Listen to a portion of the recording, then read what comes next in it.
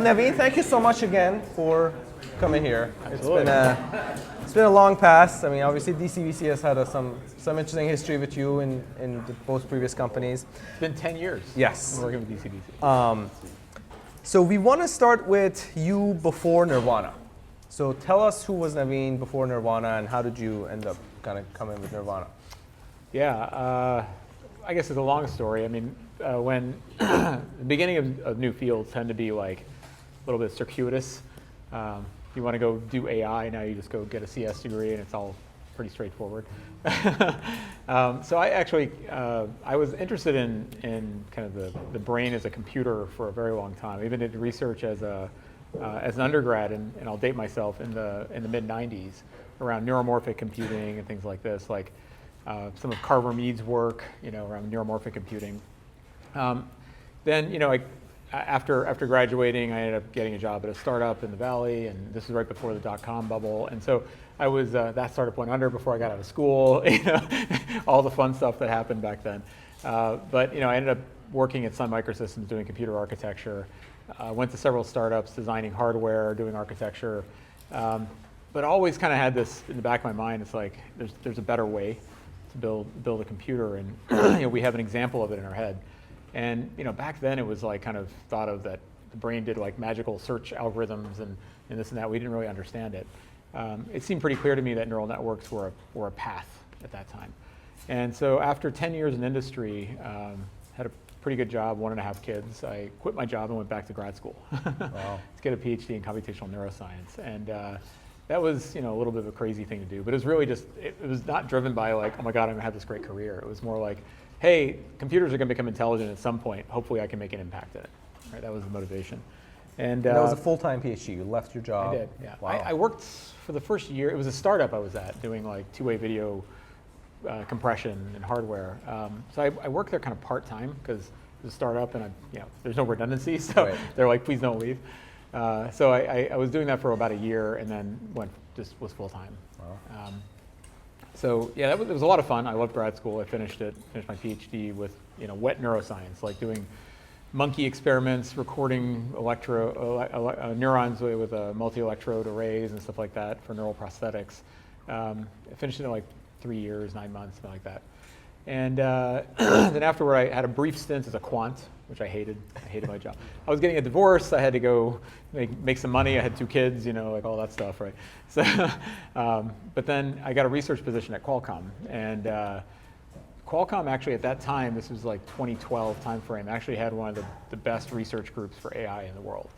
It was Google and Qualcomm were really the only companies that were investing. And actually I met my co-founder, Amir, standing back there, who was also a crazy person, who went back and got a PhD. He's definitely crazier. No. But we kind of bonded over this. Like he had a whole career in finance, and then came back to a PhD in neuroscience, and we all found ourselves in this research group. And actually, we were doing really cool work. But that was right around the time that ImageNet kind of got not solved, but really sort of getting beat by deep learning approaches. And so I kind of recognized early on that, hey, this is a new computing paradigm. And it's maybe more in line with this, what we can build an intelligent computer around.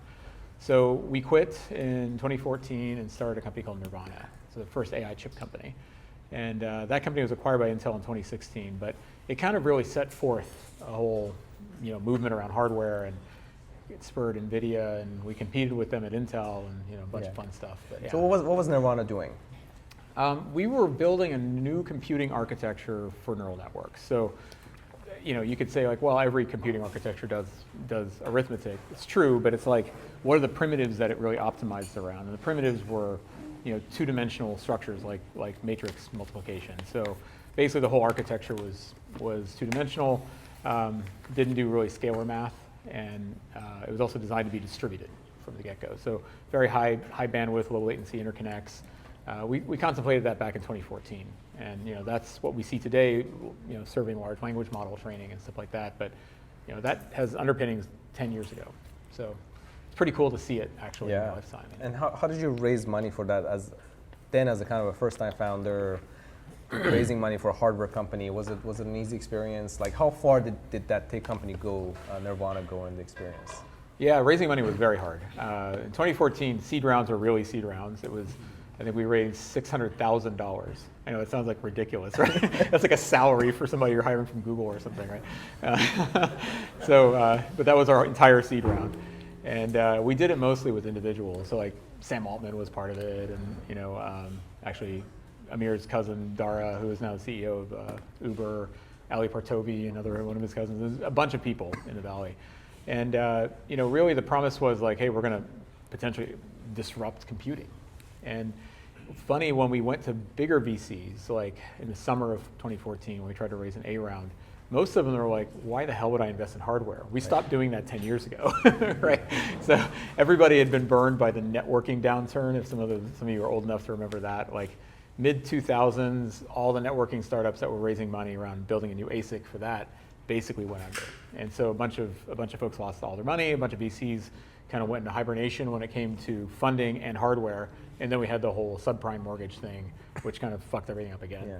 So really, in 2014, we were just climbing out of that. I think 2011, you could say, was sort of the climbing out of the hole. And then 2014, everyone's like still a little gun shy. So we found Steve Jurvetson at DFJ, who was really passionate about this and had in-depth technical conversations from the get-go. We raised our Series A, which was 3.3 million. Which is not even a seed round today. Yeah. Definitely not for you guys. Yeah. And how far did you take Nirvana until the exit point by Intel? Yeah, so that was 2.5 years. Regrettably, I think we did it way too early, sold way too early. But we raised, I think, in the end, 24 million total. So we raised in August of 2014, we raised at 3.3, and then I think in May of 2015. 2015 is when VCs started taking machine learning seriously. Yeah. So in 2014, literally no VC even knew what machine learning was. You go and talk to them, they're like, okay, what is that? What does that mean? Why do I care? And then AI was not even a term we used. Yeah. And so 2015, people started to come around, and it's like, wait, hang on, this is actually quite important. And maybe there's a whole new infrastructural paradigm. So 2015, things started getting easier. And by the end of 2015, actually, we were the first ones. And there were several other companies kind of coming up. I think we actually had a pretty easy time trying to raise money. And what often happens when you're in a fundraising, sometimes acquisition interest starts, and that's what happened. Got it. So you were raising your next round, and then acquisition offer came in. And did you have multiple ones, or kind of? Yeah, we were actually trying to work with Amazon. And we had interest to partner with them and potentially, build custom hardware for it, for the cloud. Actually, we saw this as like, this could be super awesome for us. Then, I think myself, Amir, and our other co-founder, Arjun, we flew up to Seattle, and we flew back down, and one of the people who we met with was like, hey, presentation was awesome. We really love what you guys are doing, but we don't really invest. And we're like, oh, that sucks. They're like, we'd just rather acquire you. And so then that kind of spurred a whole process. Intel was already involved in potential funding rounds, so got it. The rest is history, I guess. Very cool. And then you started the AI group there, or? Yeah. So at Intel, it was a very I'll call it difficult period. This was August of 2016. The acquisition closed. We were actually raising money to scale up. We wanted to get our first chip out there. We were actually making money already. We basically did what Google Cloud eventually did with TPU plus AI. We wanted to build an optimized cloud, first starting with GPUs and building an optimized piece of hardware to bring costs down and performance up. And so we were making, I think, 5 million-ish ARR at that time when we got acquired. The chip hadn't been done yet. And when we came in Intel, we're like, all right, this is gonna be awesome. We're gonna get all these resources. And we didn't hire because the acquisition was going on. Came in Intel had just gone through this massive layoff, and they put us under a hiring freeze, which was a bit of a bummer. So we were kind of in this limbo mode for a while, and then we started to encounter like this weird sentiment. It's like, oh, AI or ML is like it's a trend right now. It's just a phase, and we're gonna get out of that. That was a prevailing sentiment inside of Intel, because if it were true, then NVIDIA had an advantage. That's why no one wanted that to be true. So it was a really weird kind of time. We're like, guys, really? You just paid $400 million for us? Like, why do you want us to just sit here?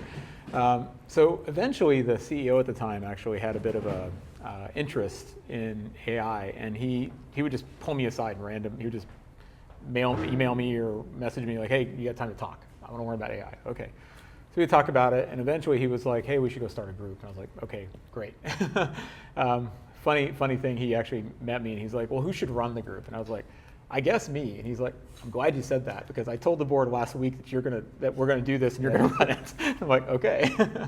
So we started the group at about, I think, June, July timeframe of 2017. And we had this impossible task of taking all of these projects all around Intel that were machine learning related. Basically, they became our purview, and we had to bring them all together into one roof and basically kill a bunch of projects and consolidate them on 1, 2, or 3 projects. No simple task. So yeah, it was a ton of work inside the company, but we started growing it really fast. From that point forward, I think we were 48 people when we got acquired, and we kind of, I think we 10x'd in something like 8 months after that, which was insane. And it was all over the world. We had 12 sites, I think. So very challenging time. But yeah, we did build. We had some hiccups in execution for sure. I mean, there was a lot of coordination work that had happened. I was learning how to do this. None of us knew how to build a multinational team and actually make it work. So it was a lot of learning on the job. And you stayed at Intel for how many years? 3.5 years. 3.5 years. So why did Intel lose the game after you left? Well, that's a complicated question.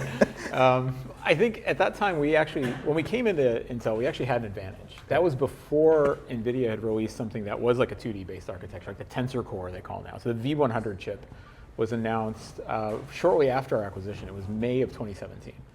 I remember it was May because I was presenting to the Intel board what our strategy was going to be. And literally, I saw the announcement on my phone before I was going into the board meeting. I'm like, well, there's some new information, because the GTC was happening then. So they basically were like, oh shit, like Intel is coming for us, right? That's what they did when the acquisition happened, and they wanted to go. And famously, Jensen can execute like that, and they did. And that execution is what saved them. Our poor execution is what hurt us. So you're the reason why we have all of this. Jensen's FOMO. I guess so, but so at Intel we were under this hiring freeze, so we lost essentially a year, and then we had to find funding for the project. So if you guys know what Xeon Phi is, maybe some people know what that chip is. It's a highly multi-core x86. We effectively killed that and directed the funds toward a training chip. But that took a long time. It's a big company, right? And so, we weren't really underway in getting the teams to execute for probably the end of 2017. Then we had all the Intel process problems, if you remember that. So in 2017, I didn't know about it yet. Yeah. Early 2018, I started hearing about it because I was on the exec staff, and it was like this code red inside the company, and we're like, oh shit, we need to not use that and go back to TSMC. We had to rip up the design and start over again. And so all of these delays kind of added up. By the time I left, there was a lot of kind of politicking and call it poor decision making going on above me. And it just wasn't my game. I was like, we'll come here and execute and build something, but I'm not playing that game. Interesting. I was thinking someday about what Naveen would be at some point, like what are different futures for Naveen, and we'll probably get there, but CEO of Intel was one of the things that came to my mind, so we'll see that. Yeah, I thought about it. There would be some house cleaning that would have to occur, I guess. I think Pat's a really good guy, though. I was hoping the best for him still. And during that time, you started kind of joining some boards. You joined the board of Square, or I did, yeah. How did that work start? Like, how did you decide what to focus on your kind of day job at Intel and the acquisition, versus kind of expanding beyond that and going outside? Yeah, I think at Intel, I very much focused on what are going to be the real product segments, and so we basically came to the conclusion it's going to be training with scale out training, basically highly interconnected chips for doing big models. We didn't have the transformer yet at that time, but that was pretty clear. Actually, kind of did, but not. It wasn't. An LLM didn't exist yet. And then the other one was inference, making that very low cost, very fast, like low latency, and inexpensive, and then edge. So we had product categories for all three of those. And so that's what we're really focusing on executing there. Really making the multinational teams work was very hard. We learned a lot of tough lessons. We had lines of management going across different time zones. It was a shit show. Had to understand where those shit shows were. I think it was away from home for about 6 weeks, and I toured every site. I interviewed everybody, like I think 500 or 600 people. Wow. It was exhausting, but it was actually good because I understood, like, okay, this is kind of what I'm dealing with. It's very different than being in a startup where I can be like, highly selective. I want like the 99th percentile people. I can't do that when I had to scale up to 1,200 people. Right. You know, it's like, all right, I got to figure out how to make processes work to make it work with a 50th percentile engineer, right? Unfortunately, that's kind of what you're dealing with sometimes, you know. Is that why kind of you started kind of looking at other roles or like, you know, helping other companies? Yeah, I mean, honestly, I was trying to learn more. I mean, I'd never been on the board of a public company, and you know, working with Jack Dorsey was going to be cool. So I figured, hey, you know, I'll learn something about leadership, and I did, honestly. You know, Jack was actually a very thoughtful leader. Is a very thoughtful leader. Like, focuses very much on people, understands people dynamics very well. Like, you know, kind of understood the importance of that. So yeah, I learned a lot from that experience, and you know, just seeing like, actually, I learned a lot about the inflection points that happen in a company after they go public, which is kind of cool also. So like Square had gone public about a year, I think, before I joined. And so, you know, you have all these massive differences in equity from some of the earlier folks and later folks, and you know, how do you do comp and things like, I was on the comp committee. So yeah, it was actually really interesting. It serves me well now, because Databricks is in a similar inflection points, and yeah, I think it was actually a very useful experience. Very cool. And then, so 2019, you left Intel? 2020. 2020. Yeah. And then run us through the kind of process where you were thinking about other ideas and then finally got to Mosaic. Yeah, I mean, Mosaic idea actually contemplated earlier. I kind of pitched it inside of Intel. It's like, you know, we should really focus on efficiency and how to like deliver these things in the lowest cost way that kind of drives down costs over time. And you know, Intel had no experience doing that, and also really no interest in doing it. So when I left, I was kind of like, okay, maybe I want to go do something else. I actually looked at healthcare, applying AI to healthcare. Personally, I find that an extremely impactful place to be, because healthcare affects everyone. My whole family are MDs. There's got to be a better way using machine learning. And so that's really what I want to do. I think I talked to 50 different companies. I reached out to all my VC friends. They're like, hey, tell me your cool companies doing, you know, AI analytics healthcare analytics or AI in healthcare. I came to the conclusion it's too fucking hard. Like, there's so many regulatory, you know, dead ends and things. I was just like, I'm not an expert in this, and it's like I didn't have an asymmetric advantage.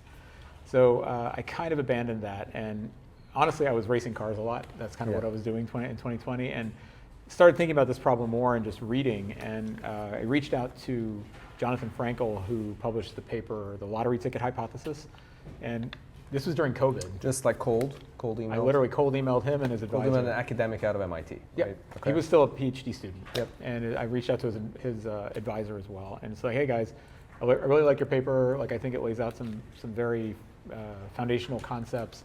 Can we talk about that and how we can, you know, drive toward greater efficiency from an algorithmics perspective? And got Hanlon Tang involved, who was at Nirvana. He was a research scientist at Nirvana, and he was leading all AI research at Intel. And we just started talking like weekly or a couple times a week. We just had a Zoom call, and we were talking about papers, different ideas. Interestingly, inference time compute was a big one. We were looking at genetic algorithms and some other concepts, which I think will come back. But then we said, okay, what are the most promising research directions we can go? And I think that's when I talked to Shaheen, who you know at Lux Capital. He's also a friend of mine. He just got married. I had just gotten remarried, and he was like, "Yeah, what do you think about?" I'm like, "I'm kind of thinking about this problem." He's like, "I'll write you a term sheet now." I'm like, "Dude, I don't have a company. I got nothing." He's like, "I'll write you a term sheet. Just do it. Make it happen." So then I contacted you guys. I was doing due diligence with you guys, and then Mosaic was born. Great. And for the audience, can you tell us kind of what did Mosaic do? Yeah, we were focused on algorithmic innovations for making training and inference of neural networks more efficient. So you can think about it as like, there's some kind of CAGR of improvement in terms of efficiency of using hardware. And that's just been happening, you know, in software in general. Some of it comes from just sheer optimization of software. But if you look at that CAGR, with large neural networks, it ends up being like 4x per year, like a performance per dollar. So if I break down the components of that 4x, that 400%, hardware really, like Moore's law, was responsible for, you know, on a good day, 40%. So the rest of it really is about algorithms. How can we curate these algorithms, put them in a platform that makes it accessible and easy to use? So it became a democratization play. if I can decrease the cost of doing things by 4x per year, whatever's super expensive today will be relatively cheap in 2 or 3 years. And now I can extend the reach. And at that time, I didn't want Google to have all those capabilities. I felt like every company needed the ability to build, tune, and deploy models. And so that was really the goal. And we built a platform that was kind of multi-cloud and made it very easy to do this. And of course, the LLM craze happened. Yep. It was actually before ChatGPT. We started getting our first Yep. customers before then, but ChatGPT just made it explode. And so you met like half of the co-founders from Mosaic over Zoom. You had never worked with them before, right? Other than Hamlin. Other than handling, yeah. How do you feel about that? Well, interestingly, because Jonathan was still a grad This is student. one of the advice that lots of VCs would tell you. You know, Get to know your co-founders. Yeah, of course. Like you should have worked together before. It's true. I mean, I think it depends on the dynamics, right? I think Yeah. when co-founders are peers, it works very differently than like, in our case, it kind of wasn't a Right. peer thing. I'm not saying it in a bad way, but it was like, okay, you're clearly the CEO, Naveen, right? Like, so that was easy in a sense. And it's like, I was going to be coming up with, sort of the KPIs, the metrics, how the contours of what the product is and how we sell it, and then the specifics of how we can accomplish those things. We kind of had our own parcelization of that, which I think made life easier. Yeah. Jonathan technically wasn't a co-founder because I couldn't get him to commit to it at that point. I was like, dude, the boat's leaving, right? You got to get on. So he was like, I'll be an advisor. And so he came in as an advisor, and then he like ended up spending a lot of time on that. His advisor, Mike, was also part of the company and basically gave him leeway to do it during his PhD. Mm-hmm. So then Jonathan was spending more time on this, and he said, okay, fine, I'm going to do this full time. So finished his thesis up eventually. I think it took him another year or two extra, but he eventually got it done, and is effectively a co-founder. Very cool. And you started, and I remember like we were talking about lots of things that were happening, like stability had just come out, or like announcing, and we talked about it. In 21, I think. Yeah, exactly, right? You started this, and like you were working on efficiency algorithms and kind of your open models and stuff. And then what happened? Like, and the moment that you saw the shift, right, to Gen AI and LLMs, you kind of, I would say you kind of pivoted the company or focused the company on that. Yeah. What happened there? How did you see it? You kind of saw it very early in the market, what big shift is coming, and kind of focused on that. Yeah, I mean, I think we did the pivot quite a bit earlier than most folks. It was probably January of 22, or maybe even December of 21. So the company only started in January of 21, so it wasn't around that long. We basically said, okay, well, what are the neural networks that are going to be important?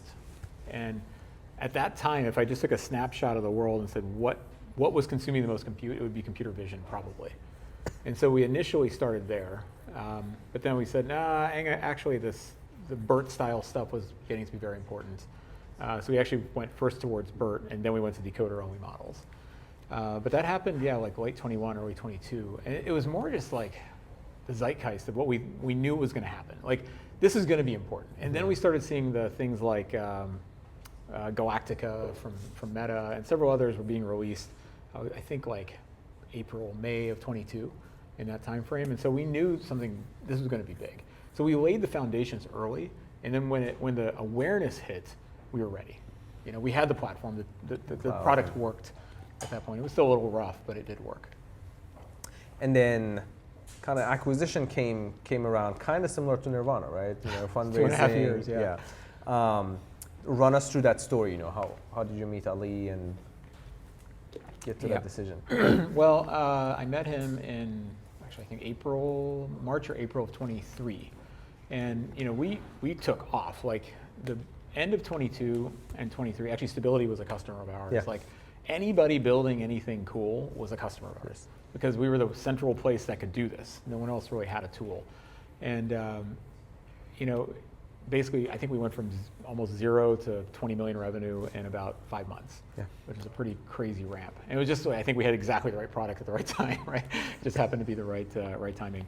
And I was talking to Ali in end of March. It was at the Cerebral Valley conference. Which is tomorrow as well. Yeah, I'm going to that one as well. So it was at the dinner thing afterward. And it was funny because he's kind of an intense guy if you ever met him. And he was like, I was congratulating him on all the success and stuff, and he started asking me these questions, about stuff, and I was like, okay.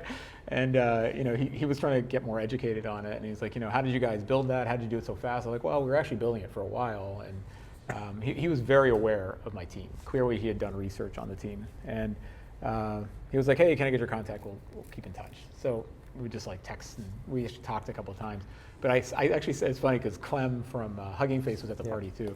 I knew Clem from before, and I talked to him like, I'm pretty sure Ali wants to acquire us. I called it right then.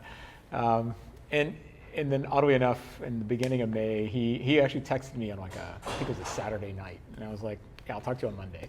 And then I reached out to Hanlon and Jonathan. I was like, pretty sure Ali wants to have this conversation about acquisition. What do we do?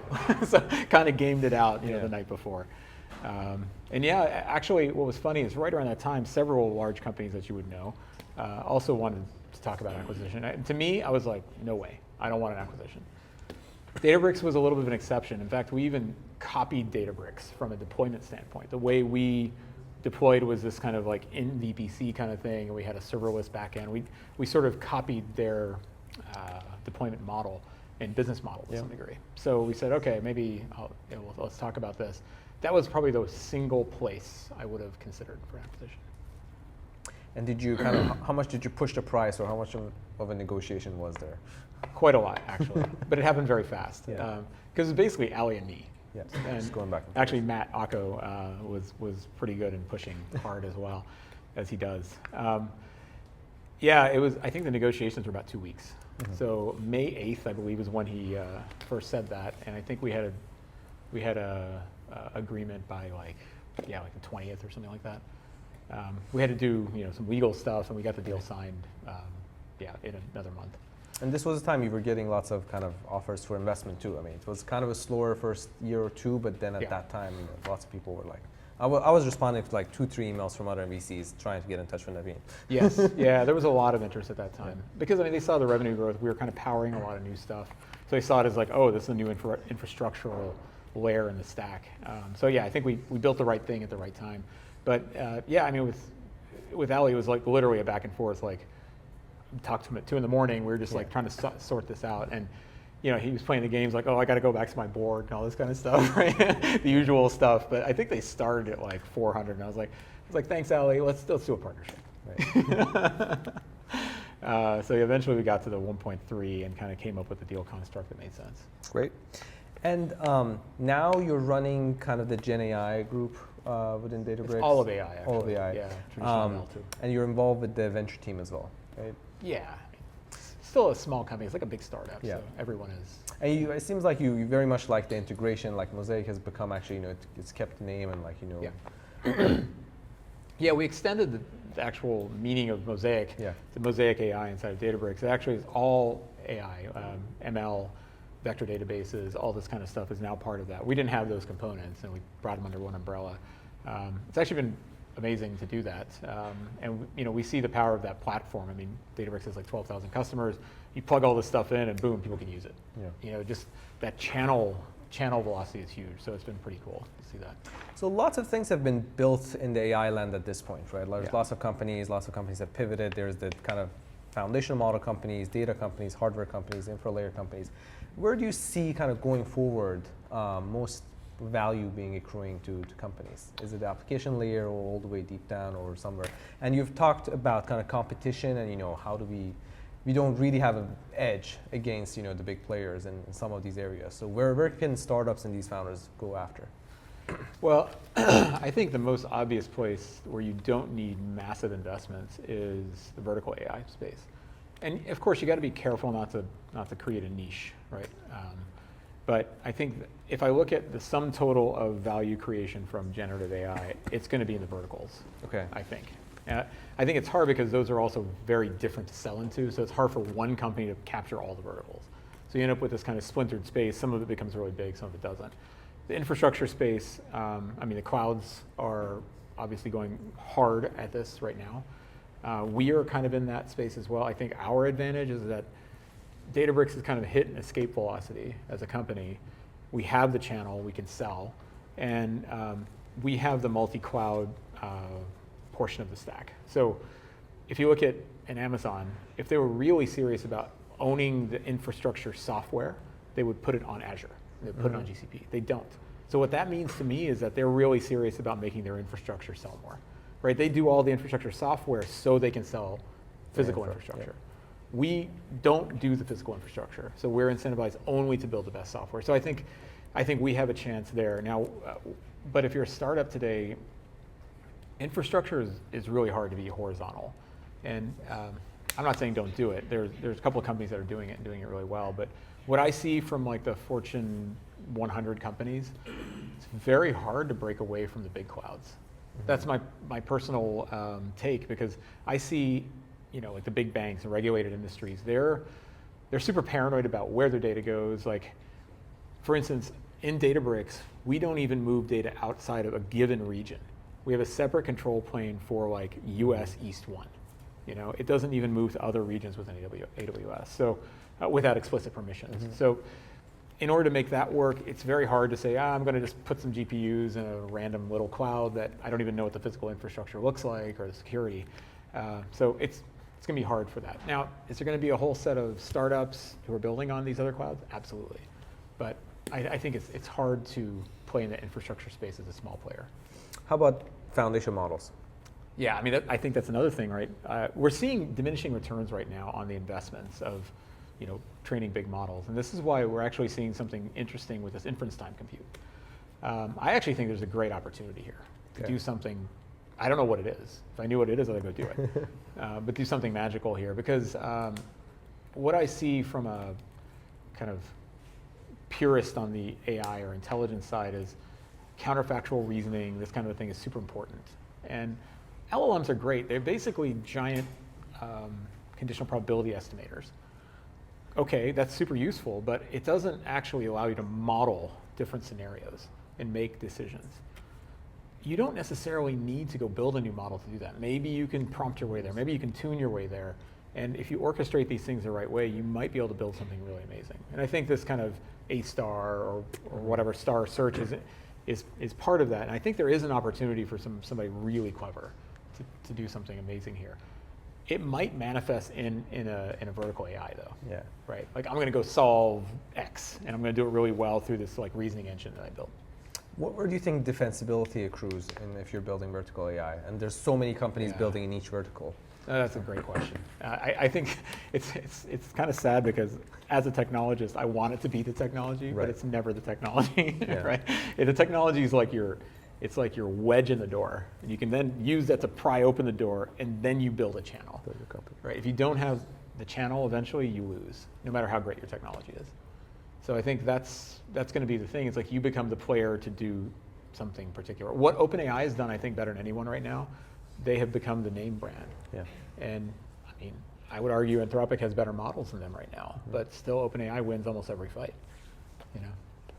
You come from the hardware and neuroscience background. What do you think, is there more to be built on the hardware layer? And then maybe we can talk about neuromorphic. Lots of people say we are getting there, but I don't think that's correct. So how far we are far away from neuromorphic? Does it even matter? Like, do we need to match how the brain works to get the best hardware out there? So I don't think we need to match what the brain does, but the brain does some quite magical things. I mean, it's 20 watts of energy. It does some really efficient kind of usage of computing when it needs it, and dynamic trade-offs of an inference time of power and precision. Like, there's a lot of things it does really well. And two's complement math and a digital CMOS doesn't do very well. I think the efficiency side could be a big breakthrough there. I mean, what's really interesting is when we have a vector of innovation that keeps working, we tend to get lazy. And this is true across science, it's true across technology. Like, we had Moore's Law. We had 50 years. I don't know of anything in technology that kept delivering exponential growth for 50 years. I mean, cars don't do that, airplanes don't do that, but like silicon was doing that, so it's pretty amazing. That's kind of stopped. But it made us lazy. We didn't need to rethink the problem a little bit, right? But now I think we're at a point where we're not really getting that kind of scaling. You can scale on power, you can scale on multiple chips and things like this, but now that comes at the cost of scaling with dollars as well. So is there a way to do something vastly more efficient? I think the answer is definitely yes, because Your brain is an example of it. The thing I'm thinking about doing, and I can't because I'm at Databricks, is building something around a moonshot around a new computing paradigm, all the way to like the circuit level or low level. And do you think, given that the hyperscalers are kind of very much centralized, focused around kind of top companies, and lots of them build in-house their TPUs and chips and whatnot, even if you do that, like we look at lots of AI chip companies, right? And the worry is you do all of this 10 years, and then at the end of the day, you have 5 main customers to sell to. Yeah. And they have internal, in-house programs that you have to kind of compete with. Right. Well, that's the problem, is that I find, and no offense to anyone here who's working on hardware for AI, but I find it all kind of uncreative. It's like, oh, I'm going to do more flops, or I'm going to do more of it. Like, guys, you think that NVIDIA didn't think of that? Like, seriously? Right. Like, all we talked about was trade-offs between compute, energy, and memory bandwidth. That was literally every conversation in computer architecture for AI chips. So I think it's a little bit uncreative. I think it's very hard to win playing NVIDIA's game. And I know that from experience. And I think it's not where we're going to add value. So you have to rip up the entire book and figure out how to come up with something vastly new and vastly better. Like if you're 100x more efficient because you have a new way of doing it, then now we're talking. 20% more efficient, that's not sustainable, in my view. What is broken in the current AI infra stack? Like if you were to kind of rebuild the kind of ecosystem, the stack, everything that Databricks has, but also all these other companies have, right? What needs to be better? Well, okay. From a scientific perspective, I would say something very different than from a market perspective. So, scientific perspective, I think, my whole life as an engineer, you're trying to build abstractions, right? The transistor is abstracted by 1 and 0. You basically lock it to rails. You put that into a gate, which is an abstraction on top of transistors. You put those into, ALUs, and then you put it into memory and software, and you build abstractions, APIs. Each one of those abstractions is lossy. It basically is more inefficient under the hood at the cost of reduction of complexity. If you look at what biology's done, I think it just sort of like has no abstraction. It's like you run on the physics of the substrate, and it's just abstraction is one top to bottom. Intelligence is the physical substrate. So I think from a scientific perspective, I want to see that break, which is weird because that's not what any of us were taught as computer scientists or engineers. Is like abstract. So I think personally that's what's broken. From a market standpoint, I think, look, security, availability of the right model that you can easily tune and make it work. Like basically easy customization of models on your data to drive unique capabilities for every customer is still a bit elusive. That's what we're working on, but several others are as well. So I think that's really missing, and part of it is the stack. It doesn't really support that. It's very hard to serve individual models, so we have things like LoRa, and so there's a lot of different compromises we have to make, and no one's really cracked it yet. So I'd say that's kind of the big one that we're working on. Interesting. And if you had a magic wand to kind of change one thing in how the AI ecosystem kind of works today together, or is any problems to solve, just on a high level on the ecosystem, the kind of companies that they're out there? I would say like on the chip side, stop doing the same thing. Please do something new. Let's see here, what else would I change? That's what I think about a lot. So it's like, do you want companies to kind of build less chips and kind of focus on their layer in the stack, or is it helpful when everybody is building data centers and their own kind of AI chips? Well, I think it's natural. When you see something that's kind of working, everyone wants to go after it. I actually think stop thinking about scale is all you need. I mean, scale is a really cool problem. I mean, I've been seduced by scale as a problem because it's like, ooh, how big can we make it? Like, can we go to 10,000 GPUs? Like, that's cool, right? It's a fun problem to solve as an engineer, but at the end of the day, is it really the right approach to some of these things? I think we've gone down a dangerous path because OpenAI was able to raise so much money, it actually it kind of squelched every other vector of innovation. It's kind of like string theory or something, right? It's like you only talk about that because all the funding goes that way. So that's kind of what's happened in the last couple of years. And I think now people are kind of realizing maybe we shouldn't be only thinking about scale. So I think we're going to come out of this, but I think that would be an area I would love to change.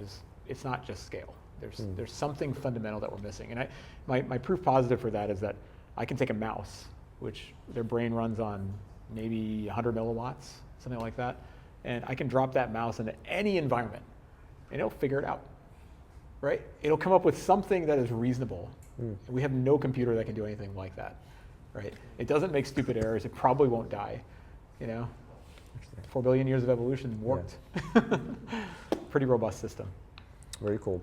Let's get personal a little bit. You raced in the 24 hours Le Mans. I did, yeah. Racing. How long have you been into racing? How did you get in there?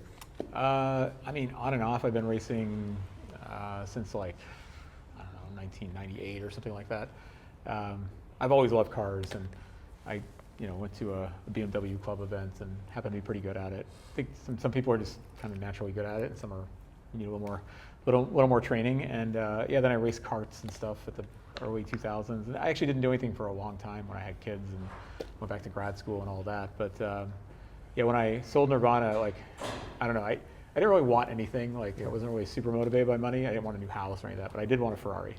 So one thing I wanted. So I bought that, took it to the track, and then I was back on the drug again. Then you keep on upping the dose, right? And so eventually you end up at Le Mans. It's a big deal. We have a Superfounder doing Le Mans. Yeah, hopefully we'll do it again next year. I actually bought a race team. I'm going to be racing in Asia as prep for that, and we could have won it last year. We had a mechanical failure at the beginning of the race, but if we didn't have that, we would have been fighting for the win. So that's the seductive drug there, is trying to win. Now I got to go back. So how do you do it, Naveen? Doing the work, doing your personal stuff. How do you leverage yourself to be able to do? I mean, I know you kind of invest. You're on a number of boards. You do lots of things for Databricks strategy. Yeah. What is your kind of key hack of being able to do more with your time? Well, I think one mistake that a lot of people try to do, that a lot of people make, is that they try to do too many things at once. I think I just try to make things sequential. I mean, the way I look at it is, it almost has a negative connotation, but being obsessed with something is how you become an expert at it. I tend to do that. It's I'm into something, I just do that. I do it over and over again to exhaustion for a few years. So I raced and I just spent a ton of time on that. And actually in 2020, that's what I was doing. I couldn't actually do anything else. So I was able to go to the track. It was one of the things that was open, was going to the track. So I think that idea of spending the time to be obsessed long enough to become an expert at something, then you can kind of keep doing that at a level where you can potentially be obsessed with something else, or maybe do multiple things together, but you can't be obsessed with multiple things at the same time. I think that's what I found. At least I can't. There's only so much area under the curve, and you can spend that on one thing and get really good at it, and then that stays with you, and then you can move on to something else. So one by one rather than parallel. Yeah, I mean, but I think it's important to always have that next obsession. Yeah. Honestly, so it's part of it will be building a company at some point, right? If you want to build a company, you've got to kind of be obsessed with it. It's all you think about. And you don't have to do that forever. Yeah. It's 2 or 3 or 4 years, and after a point you're okay, well, I know how to do that. I have the skill. I can come back to it if I want. Yeah.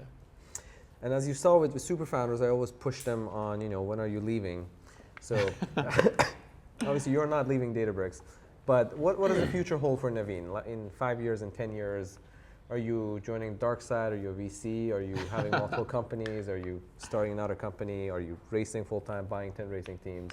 Yes. Let's do all of it. I don't really know how to invest. I invest as an angel. I do that. I actually do it pretty actively. And it's fun, but I don't have to be accountable to anyone else. If I fuck up, I fuck up. It's my money, right? Who cares? But I can't do that with other people's money, so I'm not a professional investor. So I'd have to go and be obsessed about that for a little while, I think, if I were going to do that. I've talked to several folks who want to do something like this. I think I have a good intuition for technologies and their inflection points, which I think is probably good for investing. So maybe there's something there. I do love to build, and I think that's, in 2020 when I wasn't running anything, I had no full-time job at that point. I kept on looking man, that looks really fun. That looks really fun. All these guys building companies. I want to go back to it. So it's kind of hard if you're if you're a good ball player, you want to play ball, right? Yeah. So I don't know if I can do investing full-time. I think what could be interesting would be to build something and do some investing on the side, with someone else is helping with the blocking and tackling of, raising money from LPs and all that. So I think potentially something like this, but either that or I won't work, which I don't know how I can do. My wife really wants me not to work. I don't know if that's a reality. And stay home, or not work and stay out? Well, I don't know. Staying home, it just sounds like torture. I mean, it's like, what do you do all day? Like, Yeah. I don't know. I don't think that would happen. But yeah, I don't know. It's hard. I think I'll end up probably starting another company. If I had to just guess, Wow. You have more in you. maybe. Amazing. It's hard. It's a lot of work. It's your life. It's your obsession. It's your gray hair. It's all those things, right? I mean, if you do 2.5-year exits, why not? 13 million next one. Well, I don't think I want to do it as an exit. I mean, I don't know. It just depends on what the goal is. Right? I actually didn't want to do Mosaic as an exit, but it became the right approach. I mean, that one it was like basically use the framework. What direction gives us the most influence in the world? And going down the path of Databricks probably gave us more influence. So that's why we took it. Great. Yeah. Well, Naveen, thank you so much. Absolutely. Max, thank you so much for hosting us.